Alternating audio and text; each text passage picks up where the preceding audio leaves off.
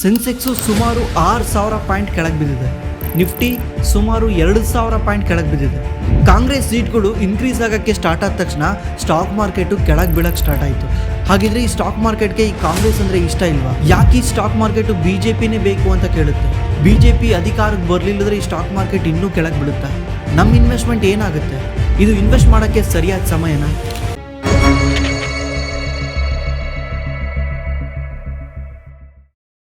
ನಿಮಗೆಲ್ಲ ನಿನ್ನೆ ಮಾರ್ಕೆಟ್ ನೋಡಿ ಭಯ ಆಗಿರುತ್ತೆ, ಏನಪ್ಪ ಇಷ್ಟೊಂದು ಡೌನ್ ಆಗ್ತಾ ಇದೆ, ನಂದು ಇಷ್ಟೊಂದು ದುಡ್ಡು ಲಾಸ್ ಆಗ್ತಾ ಇದೆ ಅಂತ. ನಿಮ್ಮೆಲ್ಲರದು ದುಡ್ಡು ಲಾಸ್ ಆಗಿರುತ್ತೆ.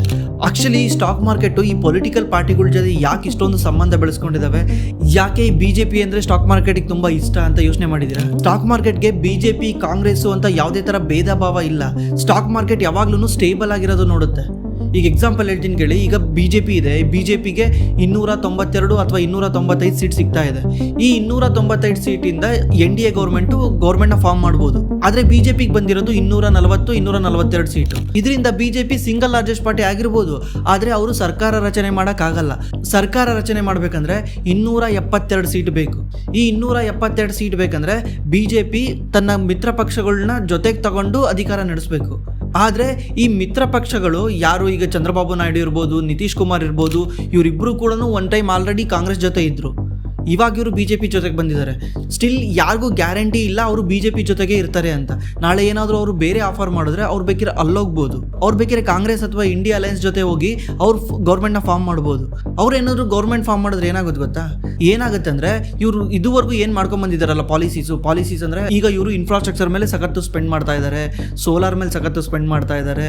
ಆಮೇಲೆ ಬೇರೆ ಬೇರೆ ಸ್ಕೀಮ್ಗಳು, ಈಗ ನೀವೇ ನೋಡಿ ಯಾವ್ಯಾವ ಸ್ಕೀಮ್ಗಳ ಮೇಲೆ ಸ್ಪೆಂಡ್ ಮಾಡ್ತಾ ಇದ್ದಾರೆ ಅದನ್ನೆಲ್ಲರೂ ಅವ್ರು ಕಟ್ ಮಾಡ್ತಾರೆ. ಯಾಕಂದರೆ ಅವರು ಹೊಸ ತರಕ್ಕೆ ಹೋಗ್ತಾರೆ. ಅವ್ರು ಇವ್ರನ್ನ ಕಾಪಿ ಮಾಡೋಕೆ ಹೋಗಲ್ಲ. ಆಮೇಲೆ ಇವರೇ ಒಂದು ದಿವಸ ಹೇಳ್ತಾರೆ, ಏನಾದರೂ ಅವ್ರು ಇದನ್ನೇ ಮುಂದುವರ್ಸ್ಕೊಂಡು ಬಂದರೆ ಅವ್ರು ಹೇಳ್ತಾರೆ, ಬಂದು BJP ಹೇಳ್ತಾರೆ, ನಾವು ಮಾಡಿದ್ದನ್ನು ನೀವು ಮಾಡಿದ್ದೀರಾ, ನೀವೇನು ಹೊಸ್ದಾಗಿ ಮಾಡಿದ್ದೀರಾ ಅಂತ. ಅದಕ್ಕೆ ಅವ್ರೇನು ಮಾಡ್ತಾರೆ, ಅವ್ರು ಖುದ್ದು ಹೊಸ್ದಾಗಿ ಮಾಡೋಕೆ ಹೋಗ್ತಾರೆ. ಅವಾಗ ಏನಾಗುತ್ತೆ ಹೇಳಿ, ಇರೋ ಪ್ರಾಜೆಕ್ಟ್ಗಳು ಕ್ಯಾನ್ಸಲ್ ಆಗಿ ಹೊಸ ಪ್ರಾಜೆಕ್ಟ್ಗಳು ಬರ್ತವೆ. ಈಗ ಎಕ್ಸಾಂಪಲ್ಲು ಕಾಂಗ್ರೆಸ್ಗೆ 99 ಸೀಟ್ ಬಂದಿದೆ, ಸಮಾಜವಾದಿ ಪಾರ್ಟಿಗೆ 37 ಬಂದಿದೆ, TMCಗೆ 29 ಬಂದಿದೆ, DMKಗೆ 22 ಬಂದಿದೆ. ಇದರಲ್ಲಿ ಇವರೆಲ್ಲರೂ ಕೂಡ ಲೀಡರೇ. ಈಗ ತುಂಬಾ 4-5 ಪಕ್ಷಗಳು ಸೇರ್ಕೊಂಡು ಅಧಿಕಾರ ಮಾಡಿದಾಗ ಏನಾಗುತ್ತೆ, ಯಾರು ಕೂಡ ಸಿಂಗಲ್ ಆಗಿ ಡಿಸಿಷನ್ ತಗೊಳಕ್ಕಾಗಲ್ಲ. ಈಗ ಏನಾದರೂ ಒಂದು ಬಿಲ್ ಪಾಸ್ ಮಾಡಬೇಕು, ಏನಾದರೂ ಒಂದು ಪ್ರಾಜೆಕ್ಟ್ ಮಾಡಬೇಕು, ಅದಕ್ಕೆ ದುಡ್ಡು ಬೇಕು. ಈಗ ಸರ್ಕಾರ ಅದಕ್ಕೆ ದುಡ್ಡು ಕೊಡಬೇಕಂದ್ರೆ ಇವ್ರು ಪ್ರತಿಯೊಬ್ಬರದ್ದು ಪರ್ಮಿಷನ್ ತಗೊಳ್ಬೇಕಾಗತ್ತೆ. ಅವಾಗ ಏನಾಗುತ್ತೆ, ಪ್ರಾಜೆಕ್ಟ್ ಡಿಲೇ ಆಗುತ್ತೆ. ಈಗ ಒಂದು ಪ್ರಾಜೆಕ್ಟ್ ಪಟ್ಟಂತ ಕೆಲಸ ಆದರೆ ಏನಾಗುತ್ತೆ ಹೇಳಿ, ಪಟ್ಟಂತ ಕೆಲಸ ಮುಗಿದೋಗುತ್ತೆ, ಪಟ್ಟಂತ ರಿಸಲ್ಟ್ ಬಂದ್ಬಿಡುತ್ತೆ. ಇಲ್ಲೇನಾಗುತ್ತೆ, ಜಾಸ್ತಿ ಟೈಮ್ ಹಿಡಿಯುತ್ತೆ. ಒಂದು ಪ್ರಾಜೆಕ್ಟ್ ಸೈನ್ ಆಗೋಕ್ಕೇ ಜಾಸ್ತಿ ಟೈಮ್ ಹಿಡಿಯುತ್ತೆ, ಬಿಕಾಸ್ ಇವ್ರನ್ನೆಲ್ಲರೂ ಒಪ್ಪಿಸ್ಬೇಕು. ಆ ಪ್ರಾಜೆಕ್ಟ್ ಡಿಲೇ ಆದರೆ ಏನಾಗುತ್ತೆ ಹೇಳಿ, ಕೆಲಸ ಡಿಲೇ ಆಗುತ್ತೆ. ಇದು ಎಕಾನಮಿನ ಸ್ಲೋ ಡೌನ್ ಮಾಡುತ್ತೆ. ಈಗ ನೀವು ಸುಮ್ಮನೆ ನನ್ನನ್ನು ಕಾಂಗ್ರೆಸ್ಸು BJP ಅಂತ ಪಟ್ಟ ಎಳಿಬೇಡ್ರಿ. ನಾನು ಫ್ಯಾಕ್ಟ್ ಹೇಳ್ತಾ ಇದ್ದೀನಿ. ಈಗ ನಾನು ಮಾತಾಡಿದ್ರೆ ಏನೂ ಪ್ರಯೋಜನ ಇಲ್ಲ, ಬಿಕಾಸ್ ನೀವೆಲ್ಲ ಓಟ್ ಹಾಕಾಗಿದೆ. ಇವಾಗ ನಾನು ನಿಮ್ಮನ್ನು ಮನಸ್ಸು ಚೇಂಜ್ ಮಾಡಿ ಏನು ಮಾಡೋಂಗಿದೆ. ಬಟ್ ಜಸ್ಟ್ ಫ್ಯಾಕ್ಟ್ ಹೇಳ್ತಾ ಇದ್ದೀನಿ, ಅರ್ಥ ಮಾಡ್ಕೊಳ್ಳಿ. ಸುಮ್ಮನೆ ಪಟ್ಟ ಕಟ್ಟಬೇಡಿ. ಇದೇ ರೀಸನಿಂದನೇ ಸಮ್ಮಿಶ್ರ ಸರ್ಕಾರನ ಸ್ಟಾಕ್ ಮಾರ್ಕೆಟು ಅಕ್ಸೆಪ್ಟ್ ಮಾಡಲ್ಲ.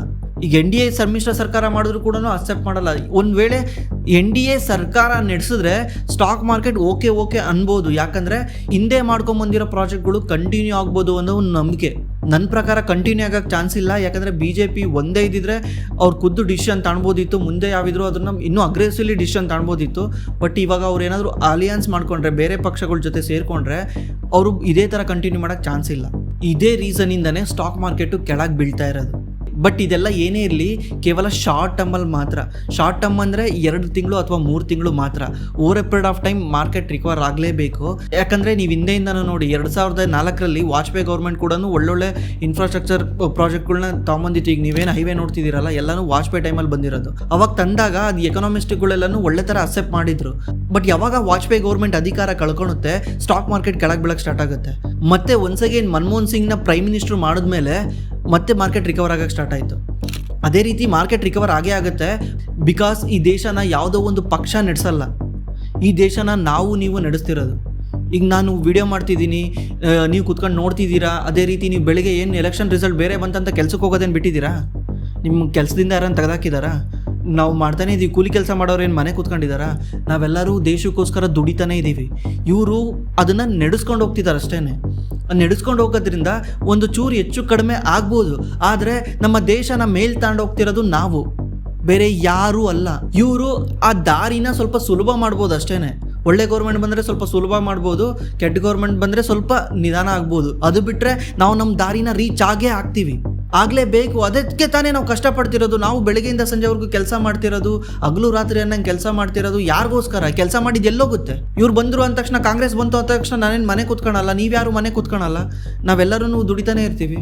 ಮಾರ್ಕೆಟ್ ಯಾವಾಗಲೂ ಸೆಂಟಿಮೆಂಟ್ ಮೇಲೆ ನಡೆಯುತ್ತೆ. ಅದಕ್ಕೆ ಅದನ್ನು ಸೆನ್ಸೆಕ್ಸ್ ಅನ್ನೋದೇನು ಕೇಳಿ, ಸೆನ್ಸಿಟಿವ್ ಇಂಡೆಕ್ಸ್. ಇದು ತುಂಬ ಸೆನ್ಸಿಟಿವ್ ಆಗಿರುತ್ತೆ, ಇದು ತುಂಬ ಬೇಗ ರಿಯಾಕ್ಟ್ ಮಾಡುತ್ತೆ. ಅದಕ್ಕೆ ಇದನ್ನು ಸೆನ್ಸಿಟಿವ್ ಇಂಡೆಕ್ಸ್ ಅಂತ ಕರೀತಾರೆ. ಬಟ್ ನನ್ನ ಪ್ರಕಾರ over A period of time market recover ಆಗಲೇಬೇಕು. ಆ್ಯಕ್ಚುಲಿ ನೀವು ನೋಡ್ತಿರ್ಬೋದು, FMCG ಸ್ಟಾಕ್ಸ್ ಎಲ್ಲನೂ ಮೇಲೆ ಹೋಗ್ತಾ ಇದೆ. ಹಿಂದೂಸ್ತಾನ್ ಯೂನಿಲಿವರ್ ಇರ್ಬೋದು, ಬ್ರಿಟಾನಿಯಾ ಇರ್ಬೋದು. ಯಾಕೆ ಮೇಲೆ ಹೋಗ್ತಾ ಇದೆ ಹೇಳಿ? ಯಾಕಂದರೆ ಯಾವಾಗ ಅನ್ಸರ್ಟನಿಟಿ ಇರುತ್ತೆ ಇಂಥ ಬಿಸ್ನೆಸ್ಗಳಲ್ಲಿ ದುಡ್ಡು ವಾಪಸ್ ಬರುತ್ತೆ. ಬಿಕಾಸ್ ಇಂಥ ಬಿಸ್ನೆಸ್ಗಳು ಎಂಥ ಅನ್ಸರ್ಟನಿಟಿ ಇದ್ರೂ ರೆವೆನ್ಯೂ ಮಾಡೇ ಮಾಡ್ತವೆ.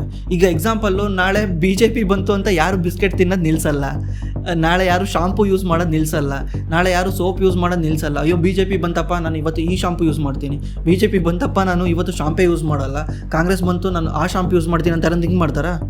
ಅದಕ್ಕೇ ಈ ಸ್ಟಾಕ್ಗಳ ಮೇಲೆ ದುಡ್ಡು ಜಾಸ್ತಿ ಹೋಗುತ್ತೆ. ಬಿಕಾಸ್ ಇದು ಸೇಫರ್ ಡಿಫೆನ್ಸ್ ಅಂತ. ಇದು ಡಿಫೆನ್ಸ್ ಅಂದರೆ ಸೇಫರ್ ಸ್ಟಾಕ್ಗಳು ಅಂತ. ಇಲ್ಲಿ ಫಾಲ್ ಆಗೋ ಚಾನ್ಸ್ ಕಮ್ಮಿ ಇರುತ್ತೆ, ಆಮೇಲೆ ಮೇಲೋಗೋದು ಕಮ್ಮಿ ಇರುತ್ತೆ, ಅಟ್ಲೀಸ್ಟ್ ಬೀಳಲ್ಲ ಕೆಳಗೆ ಅಂತ. ತುಂಬ ಫಂಡ್ಗಳು ಈಗ ಯಾರನ್ನ ಈ ಸ್ಟಾಕ್ನ ಸೆಲ್ ಮಾಡಿ ಇಲ್ಲಿ ಬಂದಿರ್ತವೆ, ಅದಕ್ಕೆ ಆ ಸ್ಟಾಕ್ ಮೇಲೋಗಿರುತ್ತೆ. ಆದರೆ ಈ ಗೌರ್ಮೆಂಟ್ ಸ್ಪೆಂಡಿಂಗ್ ಮೇಲೆ ಏನೇನು ನಿಂತಿರುತ್ತಲ್ಲ ಬಿಸ್ನೆಸ್ಗಳು, ಎಕ್ಸಾಂಪಲ್ ಇನ್ಫ್ರಾಸ್ಟ್ರಕ್ಚರ್ ಕಂಪ್ನಿಗಳು, ಡಿಫೆನ್ಸ್ ಸೆಕ್ಟರ್ಗಳು, PSU, ಇವಕ್ಕೆಲ್ಲ ಅದಕ್ಕೂ ಹೊಡ್ತಾ ಬೀಳುತ್ತೆ. ಎಸ್ಪೆಷಲಿ ಅದಾನಿ ಗ್ರೂಪ್ ಆಫ್ ಕಂಪನೀಸ್ಗಳಿಗೆ ಇದಕ್ಕೆಲ್ಲನೂ ಹೊಡ್ತಾ ಬೀಳುತ್ತೆ. ಯಾಕಂದರೆ ಅದು ನಿಮಗೆ ಗೊತ್ತಿದೆ. ಯಾಕಂತ ಒನ್ಸ್ ಗೌರ್ಮೆಂಟ್ ಅದ್ರ ಕಡೆ ದುಡ್ಡನ್ನ ಸ್ಪೆಂಡ್ ಮಾಡೋದು ಕಮ್ಮಿ ಮಾಡಿದ್ರೆ ಏನಾಗುತ್ತೆ ಹೇಳಿ? ಈಗ ನಾನು ಅಕಸ್ಮಾತ್ ಏನಾದರೂ ಇವ್ರು ಬಂದ್ರಂತೂ ಪ್ರಾಜೆಕ್ಟ್ ನಿಂತ್ಕೊಂಡು ಹೋಗುತ್ತೆ. ಅಕಸ್ಮಾತ್ NDA ಗೌರ್ಮೆಂಟೇ ಫಾರ್ಮ್ ಮಾಡಿದ್ರು ಮುಂಚೆ ಥರ ಅಗ್ರೆಸಿವ್ಲಿ ಅವರು ಮಾಡೋಕ್ಕಾಗಲ್ಲ, ಗ್ಯಾರಂಟಿ ಮಾಡೋಕ್ಕಾಗಲ್ಲ. ಬಿಕಾಸ್ ಅವರು ಕೂಡ ವೋಟ್ ಪಾಲಿಟಿಕ್ಸ್ ಮಾಡೋಕ್ಕೆ ಸ್ಟಾರ್ಟ್ ಮಾಡ್ತಾರೆ, ಅವರು ಕೂಡ ಪ್ಲೀಸಿಂಗ್ ಗೌರ್ಮೆಂಟ್ ನಡೆಸೋಕ್ಕೆ ಸ್ಟಾರ್ಟ್ ಮಾಡ್ತಾರೆ, ಜನಗಳನ್ನ ಖುಷಿ ಪಡಿಸ್ಬೇಕು ಅಂತ ಟ್ಯಾಕ್ಸ್ ಕಮ್ಮಿ ಮಾಡೋದು, ಡಿಸ್ಕೌಂಟ್ ಕೊಡೋದು, ಈ ಥರ ಎಲ್ಲ ಮಾಡೋಕ್ಕೆ ಸ್ಟಾರ್ಟ್ ಮಾಡ್ತಾರೆ. ಅವಾಗ ಏನಾಗುತ್ತೆ, ಇಲ್ಲಿ ದುಡ್ಡು ಸ್ಪೆಂಡ್ ಮಾಡೋದು ಕಮ್ಮಿ ಮಾಡ್ತಾರೆ. ದಯವಿಟ್ಟು ಈ ಗೌರ್ಮೆಂಟ್ ಸ್ಪೆಂಡಿಂಗಿಂದ ಯಾರ್ಯಾರಿಗೆ ಬಿಸ್ನೆಸ್ ಆಗ್ತಿದೆಯಲ್ಲ ಅಂಥದ್ರಲ್ಲಿ ಇನ್ವೆಸ್ಟ್ ಮಾಡೋಕ್ಕೆ ಹೋಗಬೇಡಿ. ನಾನಂತೂ ಮುಂಚಿಂದನೂ ಮಾಡಿಲ್ಲ, ನಾನು ಯಾವಾಗಲೂ ನಾನು ಇದುವರೆಗೂ ವಿಡಿಯೋ ಮಾಡಿದ್ದೀನಲ್ಲ ಸ್ಟಾಕ್ಸು, ಆ ಸ್ಟಾಕ್ಸು ಯಾವತ್ತಾದ್ರೂ ಗೌರ್ಮೆಂಟ್ ಸ್ಪೆಂಡಿಂಗಿಂದ ನಡೆಯುತ್ತಾ ಯೋಚನೆ ಮಾಡಿ. ಯಾವ ಸ್ಟಾಕ್ಗಳು ಕೂಡ ಗೌರ್ಮೆಂಟ್ ಸ್ಪೆಂಡಿಂಗ್ ಮೇಲೆ ಡಿಪೆಂಡ್ ಆಗಿರಲ್ಲ. ಈ ಎಕ್ಸಾಂಪಲ್ ಮೊನ್ನೆ ಒಂದು ಮಾಡಿದ್ದೆ, ಶಿವಾಲಿಕ್ ಬೈ ಮೆಟಲ್ ಅಂತ. ಅದ್ರದ್ದು ಬಿಸ್ನೆಸ್ ಏನಿರೋದು? ಆ ಬಿಸ್ನೆಸ್ ಎಕ್ಸ್ಪೋರ್ಟಲ್ಲಿ ಇರೋದು. ಈಗ ಇಲ್ಲಿ ಯಾವ ಗೌರ್ಮೆಂಟ್ ಬರಲಿ ಬಿಡಲಿ, ಅವ್ನ ಪ್ರಾಡಕ್ಟ್ನ ಅವ್ನು ಎಕ್ಸ್ಪೋರ್ಟ್ ಮಾಡೇ ಮಾಡ್ತಾನೆ. ನಾಳೆ ಇಂಡಿಯಾ ಅಲೈನ್ಸ್ ಬಂತಂತ ನೀನು ಎಕ್ಸ್ಪೋರ್ಟ್ನ ಸ್ಟಾಪ್ ಮಾಡಪ್ಪ, ನೀನು ಮಾಡಬೇಡ ಅಂತ ಹೇಳ್ತಾನೆ? ಯಾರು ಬಂದರೂ ಅವ್ನು ಮಾಡೇ ಮಾಡ್ತಾನೆ. ಇಂಥ ಬಿಸ್ನೆಸ್ ಮಾಡೆಲ್ಗಳ ಮೇಲೆ ಮಾಡಿ. ಎಕ್ಸಾಂಪಲ್ ಏಷ್ಯನ್ ಪೇಂಟ್ಸ್ ಇರ್ಬೋದು. ಏಷ್ಯನ್ ಪೇಂಟ್ಸ್ ನೋಡಿ ಇವತ್ತು 1% ಕೆಳಗೆ ಬಿದ್ದಿಲ್ಲ. ಅದೇ ರೀತಿ ಯಾವ ಬಿಸ್ನೆಸ್ಗಳು ಸ್ಟ್ರಾಂಗ್ ಆಗಿರ್ತವೆ, ಯಾವ ಬಿಸ್ನೆಸ್ಗೆ ಗೌರ್ಮೆಂಟಿಂದ ರೆವಿನ್ಯೂ ಬರಲ್ಲ, ಗೌರ್ಮೆಂಟಿಂದ ರೆವಿನ್ಯೂ ಬರೋ ಬಿಸ್ನೆಸ್ನ ನಾವು B2G ಅಂತ ಕರಿತೀವಿ, ಬಿಸ್ನೆಸ್ ಟು ಗೌರ್ಮೆಂಟ್. ಇಂಥ ಬಿಸ್ನೆಸ್ಗಳಲ್ಲಿ ಪ್ರಾಬಬಿಲಿಟಿ ನೀವು ದುಡ್ಡು ಮಾಡೋದು ಕಷ್ಟ ಈ ಟರ್ಮಲ್ಲಿ. ಯಾಕಂದರೆ ಗೌರ್ಮೆಂಟ್ ಸ್ಪೆಂಡಿಂಗು ಲಾಸ್ಟ್ 10 ವರ್ಷದ ಥರ ಈ ಸಲ ಇರಲ್ಲ. ಈವನ್ ನೀವು ಅಲ್ಲೂ ಇನ್ವೆಸ್ಟ್ ಮಾಡಿದ್ರು ಕೂಡ ಸ್ವಲ್ಪ ಲಾಂಗ್ ಟರ್ಮ್ ತಾಣುತ್ತೆ ಅದು ರಿಕವರ್ ಆಗೋಕ್ಕೆ. ನೀವೇನಾದರೂ 1 ವರ್ಷಕ್ಕೆ ರಿಕವರ್ ಆಗೋ ಜಾಗದಲ್ಲಿ 3 ವರ್ಷ 2.5 ವರ್ಷ ಈ ಥರ ತಾಣ್ಬೋದು. ಬಟ್ ಅವು ರಿಕವರ್ ಆಗೇ ಆಗ್ತವೆ. End of the day market ಯಾವಾಗ್ಲೂ ಗ್ಲೋಬಲ್ ಮೇಲೆ ಡಿಪೆಂಡ್ ಆಗಿರುತ್ತೆ, ಬರೀ ಇಂಡಿಯಾ ಮಾತ್ರ ಅಲ್ಲ. ಈಗ ಇಂಡಿಯಾ ಏನೋ ಇದು ವಾಲಟೈಲಿಟಿ ಇದೆ, ನಾಳೆ US ಏನಾದರೂ ಇಂಟ್ರೆಸ್ಟ್ ರೇಟ್ ಕಟ್ ಮಾಡ್ದ ಅಂದರೆ ಮಾರ್ಕೆಟ್ ಪಟ್ ಅಂತ ಮೇಲೋಗುತ್ತೆ. ಯಾಕಂದರೆ ಎಂಟೈರ್ ಮಾರ್ಕೆಟ್ನ ಕಂಟ್ರೋಲ್ ಮಾಡೋದು ಫಾರಿನ್ ಇನ್ವೆಸ್ಟರ್. ಫಾರಿನ್ ಇನ್ವೆಸ್ಟರ್ಗೆ ಇಲ್ಲಿ ಬರಬೇಕಂದ್ರೆ ಅವ್ರಿಗೆ ಅಮೆರಿಕಾದಲ್ಲಿ ಇಂಟ್ರೆಸ್ಟ್ ರೇಟ್ ಕಮ್ಮಿ ಇರಬೇಕು. ಅಮೆರಿಕಾದಲ್ಲಿ ಇಂಟ್ರೆಸ್ಟ್ ರೇಟ್ ಕಟ್ಟಾದ ತಕ್ಷಣ ಅವರು ದುಡ್ಡು ತಗೊಂಡು ಬರ್ತಾರೆ ಇಂಡಿಯಾಗೆ. ಈ ದುಡ್ಡೇನು ಜಾಬಲ್ಲಿ ಇಟ್ಕೊಳಕ್ಕಂತೂ ಬರಲ್ವಾ? ಬಿಕಾಸ್ ಇಂಟ್ರೆಸ್ಟ್ ರೇಟ್ ಕಟ್ಟಾಗೈತೆ ಅಂದರೆ ಏನರ್ಥ ಅಂದರೆ ಅಲ್ಲಿ ಆಲ್ರೆಡಿ FD ಇಟ್ಟಿರ್ತಾರೆ ಅಂದ್ಕೊಳ್ಳಿ. ಎಕ್ಸಾಂಪಲ್ FD ಅಂದ್ಕೊಳ್ಳಿ, ನಿಮಗೆ ಅರ್ಥ ಹಂಗೆ. FD ಇಟ್ಟಿರ್ತಾರೆ ಅಂದ್ಕೊಳ್ಳಿ, ಅಲ್ಲಿ ಮುಂಚೆ 9% ಇಂಟ್ರೆಸ್ಟ್ ರೇಟ್ ಕೊಡ್ತಿದ್ರು, ಈಗ 7%ಗೆ ಬಂತು. 7%ಗೆ ಬಂದ ತಕ್ಷಣ ಏನು ಮಾಡ್ತಾರೆ, ದುಡ್ಡು ತೆಗಿತಾರೆ. ದುಡ್ಡು ತೆಗೆದು ಅದಕ್ಕಿಂತ ಜಾಸ್ತಿ ಎಲ್ಲಿ ಬರುತ್ತೆ ನೋಡ್ತಾರೆ. ಅವಾಗ ಸ್ಟಾಕ್ ಮಾರ್ಕೆಟಲ್ಲಿ ಬರ್ತಾ ಇರುತ್ತೆ. ಬಿಕಾಸ್ ಎಲ್ಲ ಇದೇ ಥರನೇ ಎಲ್ಲರೂ ಥಿಂಕ್ ಮಾಡಿರ್ತಾರೆ, ಎಲ್ಲರೂ ಸ್ಟಾಕ್ ಮಾರ್ಕೆಟಲ್ಲಿ ಇನ್ವೆಸ್ಟ್ ಮಾಡೋಕ್ಕೆ ಸ್ಟಾರ್ಟ್ ಮಾಡಿರ್ತಾರೆ. ಅಷ್ಟೇ ಅಲ್ಲ, ಯಾವಾಗ ಇಂಟ್ರೆಸ್ಟ್ ರೇಟ್ ಕಮ್ಮಿ ಆಗುತ್ತೆ ಅವಾಗ ಜನ ಕನ್ಸ್ಯೂಮ್ ಮಾಡೋದು ಜಾಸ್ತಿ ಮಾಡ್ತಾರೆ. ಲೋನ್ ತಗೊಂಡು ಮೊಬೈಲ್ ತಗೊಳ್ತಾರೆ, TV ತಗೊಳ್ತಾರೆ, ಫ್ರಿಜ್ ತಗೊಳ್ತಾರೆ, ಕಾರ್ ತಗೊಳ್ತಾರೆ. ಯಾಕಂದರೆ ಇಂಟ್ರೆಸ್ಟ್ ರೇಟ್ ಕಮ್ಮಿ ಇದೆ ಅಂತ ಮನೆ ಕಟ್ಟಕ್ಕೆ ಸ್ಟಾರ್ಟ್ ಮಾಡ್ತಾರೆ. ಇಂಟ್ರೆಸ್ಟ್ ರೇಟ್ ಯಾವಾಗ ಕಮ್ಮಿ ಇರುತ್ತೆ ಆವಾಗ ಸ್ಟಾಕ್ ಮಾರ್ಕೆಟಿಗೆ ಒಳ್ಳೇದಾಗುತ್ತೆ. ಈ ಟ್ರೆಂಡ್ನ ನೀವು ಅರ್ಥ ಮಾಡ್ಕೊಳ್ಳಿ. ಇನ್ನೂ 2 ರಿಂದ 3 ತಿಂಗಳು ಇದ್ದೇ ಇರುತ್ತೆ. ನೀವು ಇದನ್ನು ಆಪರ್ಚುನಿಟಿಯಾಗಿ ಯೂಸ್ ಮಾಡ್ಕೊಂಡ್ರೂ ನಿಮ್ಮ ಮೇಲಿದೆ, ಇಲ್ಲ ನಾನು ವೆಯ್ಟ್ ಮಾಡ್ತೀನಿ ಅಂದರೂ ನಿಮ್ಮ ಮೇಲಿದೆ. ಅಕಸ್ಮಾತ್ ನಾನು ಹೇಳಿದೆ ಅಂತ ನೀವು ವೆಯ್ಟ್ ಮಾಡಿ ಮಾರ್ಕೆಟ್ ಮೇಲೆ ಹೋದರೆ ಅದು ನಿಮ್ಮ ರಿಸ್ಕು. ಬಿಕಾಸ್ ಯಾವಾಗ ಕ್ಲಿಯರ್ ಪಿಕ್ಚರ್ ಇರುತ್ತೆ, ಮಾರ್ಕೆಟ್ ಕ್ಲಿಯರ್ ಪಿಕ್ಚರ್ ಥರ ಇರಲ್ಲ. ಈಗ ಕ್ಲಿಯರ್ ಪಿಕ್ಚರ್ ಇಲ್ಲ, ಅದಕ್ಕೆ ಮಾರ್ಕೆಟ್ ಕೆಳಗಿದೆ, ನಮಗೆ ಡಿಸ್ಕೌಂಟಲ್ಲಿ ಸಿಗ್ತಾ ಇದೆ. ಯಾವಾಗ ಕ್ಲಿಯರ್ ಪಿಕ್ಚರ್ ಇರುತ್ತೆ ಅವಾಗ ಯಾವಾಗಲೂ ನಿಮ್ಗೆ ಇಷ್ಟೊಂದು ಡಿಸ್ಕೌಂಟ್ ಸಿಗಲ್ಲ. ಬಿಕಾಸ್ ಎಲ್ಲರಿಗೂ ಗೊತ್ತಿದೆ ಏನಾಗ್ತಾ ಇದೆ ಅಂತ, ಅದಕ್ಕೆ ಅವ್ರು ಇನ್ವೆಸ್ಟ್ ಮಾಡೋಕ್ಕೆ ರೆಡಿ ಇರ್ತಾರೆ. ಇವಾಗ ಏನಾಗ್ತಾ ಇದೆ ಅಂತ ಗೊತ್ತಿಲ್ಲ, ಅದಕ್ಕೆ ಮಾರ್ಕೆಟ್ ಕೆಳಗೆ ಬರ್ತಾ ಇದೆ. ಇದನ್ನೇ ರಿಸ್ಕ್ ಅಂತ ಹೇಳುತ್ತಾನೆ. ಇಲ್ಲಿ ರಿಸ್ಕ್ ಜಾಸ್ತಿ ಇದೆ. ನೀವು ಇವಾಗ ಏನಾದರೂ ಇನ್ವೆಸ್ಟ್ ಮಾಡೋಕ್ಕೆ ಸ್ಟಾರ್ಟ್ ಮಾಡಿದ್ರೆ ನಿಮಗೆ ರಿವಾರ್ಡ್ ಜಾಸ್ತಿ ಸಿಗುತ್ತೆ. ಅಕಸ್ಮಾತ್ ನಿಮಗೆ ಕ್ಲಿಯರ್ ಪಿಕ್ಚರ್ ಬಂದಾಗ ಇನ್ವೆಸ್ಟ್ ಮಾಡಬೇಕಂದ್ರೆ ರಿವಾರ್ಡ್ ಕಮ್ಮಿ ಸಿಗುತ್ತೆ. ಆಮೇಲೆ ನಿಮಗೆ ತುಂಬ ಜನ ಕ್ವಶನ್ ಇರ್ಬೋದು, ಈಗ ಅವ್ರು ಇನ್ವೆಸ್ಟ್ ಮಾಡೋಕ್ಕೆ ಒಳ್ಳೆ ಟೈಮಾ ಬ್ಯಾಡ್ ಟೈಮಾ ಅಂತ. ನಾನು ಅವಾಗಲೇ ಹೇಳ್ದಂಗೆ ನಿಮಗೆ ರಿಸ್ಕ್ ತೊಗೊಳಕ್ಕೆ ಎಬಿಲಿಟಿ ಇದ್ದರೆ, ನಿಮಗೆ ಇದು ಒಳ್ಳೆ ಟೈಮ್ ಅನಿಸಿದ್ರೆ ಇನ್ವೆಸ್ಟ್ ಮಾಡಿ, ಇಲ್ಲ SIP ಮಾಡಿ. SIP is the best form for investing. SIP ಒಂಥರ ಬೆಸ್ಟ್ ಅದು. ಯಾಕಂದರೆ ನೀವು ಈ SIP ಬಂದರೆ ನೀವು SIP ಮಾಡೋರು ಮಾತ್ರ ತಲೆ ಕೆಡಿಸ್ಕೊಂಬೇಡಿ, SIP ಮಾಡೋರು ಖುಷಿಯಾಗಿ. ಯಾಕಂದರೆ ಮಾರ್ಕೆಟ್ ಕೆಳಗೆ ಬಂದರೆ ನಿಮ್ಮ ದುಡ್ಡು ಕಮ್ಮಿ ರೇಟಲ್ಲಿ ಬೈ ಆಗುತ್ತಾನೆ. ಇವತ್ತು ನೀವು 100 ರೂಪಾಯಿ ಇದೆ ನಿಫ್ಟಿ ಅಂದ್ಕೊಳ್ಳಿ, ನಾಳೆ ನಿಫ್ಟಿ 80 ರೂಪಾಯಿಗೆ ಬಂತಂದರೆ ಈ ತಿಂಗಳು ನಿಮ್ದು SIP ಕಟ್ಟಾಯಿತು, 80 ರೂಪಾಯಿಗೆ ಬೈ ಆಯ್ತಲ್ಲ. 70 ರೂಪಾಯಿಗೆ ಬಂತ, 70 ರೂಪಾಯಿಗೆ ಬೈ ಆಯ್ತಲ್ಲ, ನಾಳೆ ವಾಪಸ್ ಮೇಲೆ ಹೋಗ್ಲೇಬೇಕು ತಾನೆ ಮಾರ್ಕೆಟು.